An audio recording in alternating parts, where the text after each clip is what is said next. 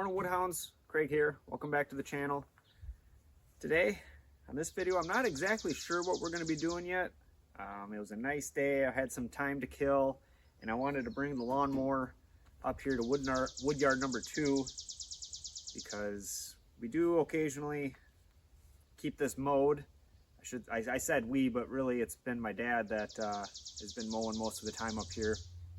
And it's actually a pretty big area, depending on how much you choose to mow, and he's been push mowing it so far this spring and summer. So I thought bring the lawnmower, the rider up, and he can use that a few times because it's going to get hotter and warmer, and mowing in the hot sun isn't fun. Push mowing, that is. So that's why the rider's here. And then again, I'm not sure what I'm going to do.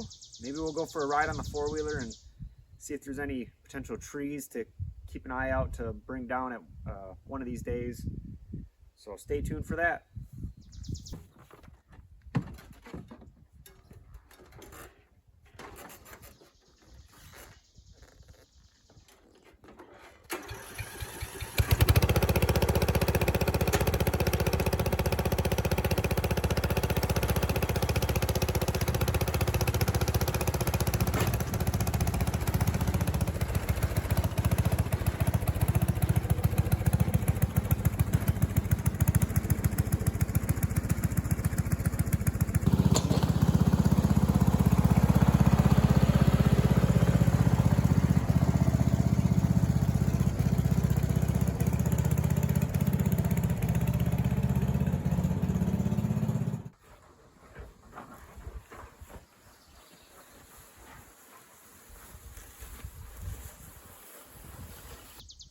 I guess I thought of one thing I can do while I'm here.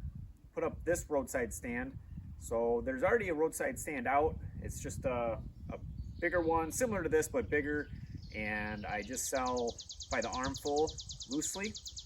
In this case, this one's going to be 2 stacks fit in here, and as you can see, $25 for each stack. So it's early June. It's time to get this put out, so I'm going to probably plan on doing that today.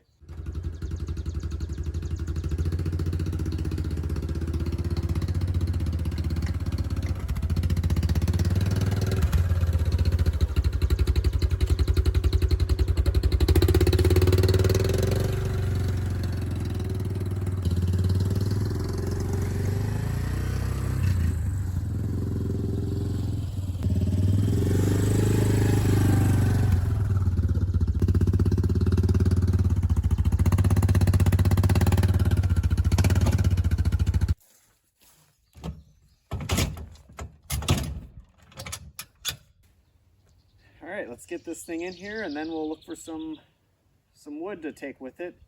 That one's smooth.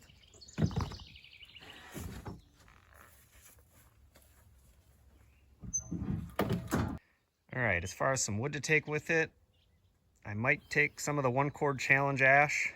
My dad's already been kind of picking through and grabbing some off the piles, so if they look smaller compared to when the 1-cord challenge video was made, it's because they are smaller now. There's also some, I think, river birch on the end right here I might grab. Over here, a little bit of cherry I could grab. This cherry was split. When was it split? I think November of 24. And over here's a bunch of oak. So I might pick through and grab some pieces, although I'd like to save this oak for bulk sales in the fall, home heating. Bunch of white oak. I actually might be taking this white oak home with me. Might have a customer that wants it for smoking and cooking.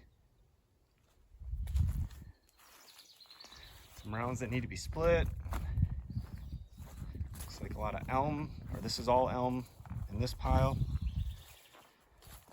Looks like a variety over here. Poplar, box elder, and I don't know the actual name of this, but I think it's referred to as musclewood. Interesting looking stuff. And I might grab some, oh, over here's poplar or aspen and maybe some box elder mixed in. So that's the plan. Get some wood to go with the stand.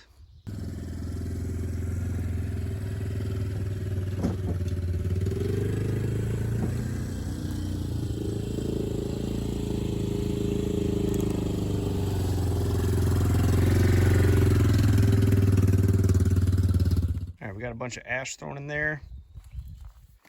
We'll throw in a little bit of cherry, make it a nice mix.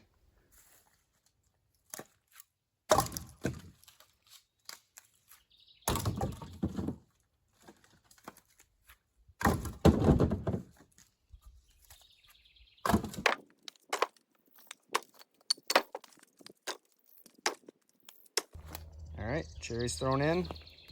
Let's find something else to throw in.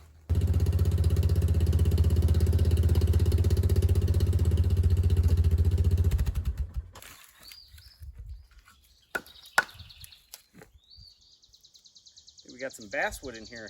Forgot about that. Basswood isn't the best campfire wood either. Let me take that back.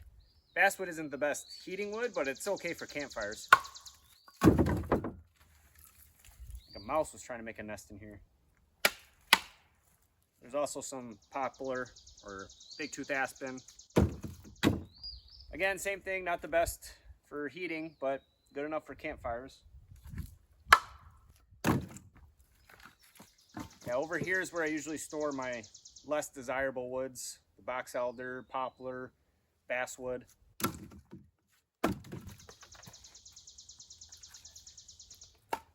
Here's some box elder. No flaming pink. All right, I think I'm gonna grab a few sticks of oak, just so they get some quality oak with it too. And then that should be about it. We'll head out and set this up. All right, I think I have more than enough. Probably gonna have to bring some back with me, but that's fine. There is one more special piece, or two, I guess, because I need two. I've got two stacks here, so there's two special pieces I'm gonna grab, and then we're gonna head out and get this set up. Here they are, secret weapon to make people want to buy the whole $25 stack. I throw one of these Swedish candles, or what do they call them? Swedish candles or cooking torches, cooking logs in with the mix, and I think people like the variety, so we're gonna throw a couple of those on. Here we go, all loaded up. Big Bear should be able to handle it no problem, thanks to this trailer being super, super light. But I'll bring you back once we get to the stand location.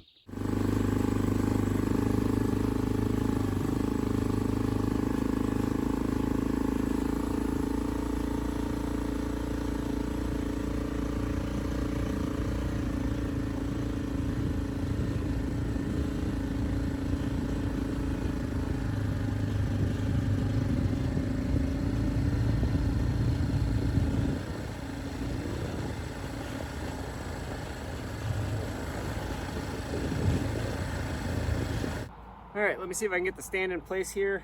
I forgot to bring a shovel. Sometimes a shovel's nice to level out some of the ground.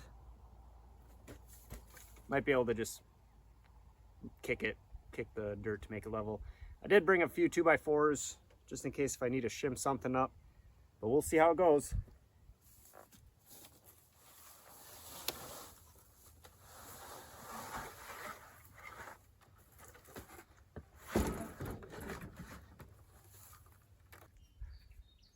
All right, finally got it level. Wow. It ain't level, but it's close enough. So let's throw some wood in it and I'll show you the end result.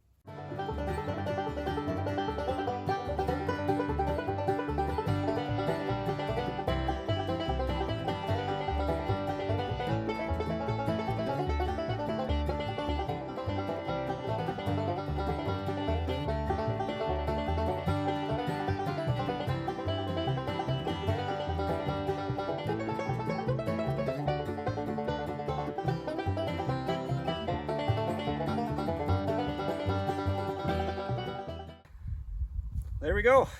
The supplemental stand to the main stand has been installed. I think it looks pretty good, you know, for being built by me. I'm not a carpenter, and all the materials on these two stands was just scrap materials. I don't think I bought anything except maybe the screws. This stand probably needs a rebuild. I think this is the 6th year with it, or it's the one I started with. So yeah, I think this is my 6th year. So it needs a rebuild at some point. But I'd say we have a good variety in here. Ash, river birch, poplar, a little bit of oak, cherry, the 2 pine. Not sure if you can see those.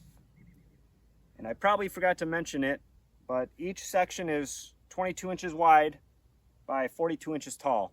So I'll throw the math in after the fact, because I don't remember what that equals out to be as far as an increment of a face cord, but I'll let you know. So cool, got this done. Probably should have got it done a month ago, but that's fine.